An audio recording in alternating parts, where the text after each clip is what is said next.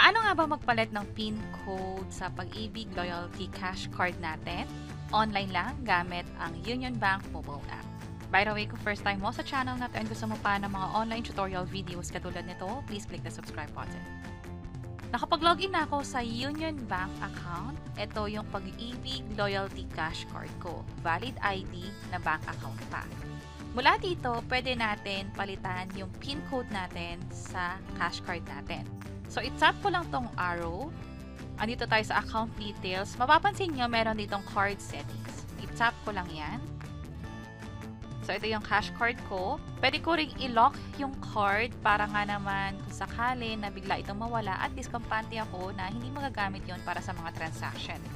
Dito, merong Reset ATM Card PIN. I-tap ko yan. At ilagay dito yung updated na PIN code na gusto mo. I-enter ulit siya. At makaka-receive ng OTP na ipapadala sa phone mo. Bale, ito yung nakalink doon sa Pag-ibig cash card account mo. I-enter ko lang dito. Oops, invalid daw yung PIN. So, enter ko lang ulit. And by the way, kapag nakaulit tayo ng OTP na mali, pwedeng ma-disable yung account natin. Tatawag pa tayo para ma-re-enable yun. So, ingat sa pag-enter ng PIN. At mula dito, nakapag-reset na nga tayo ng ATM card PIN successfully. So, pwede na itong magamit para sa mga card transaction katulad ng pag-withdraw gamit ang ATM card o yung Pag-ibig cash card. So, back to dashboard tayo at ganang kadali magpalit ng cash card PIN gamit lang ang Union Bank mobile app.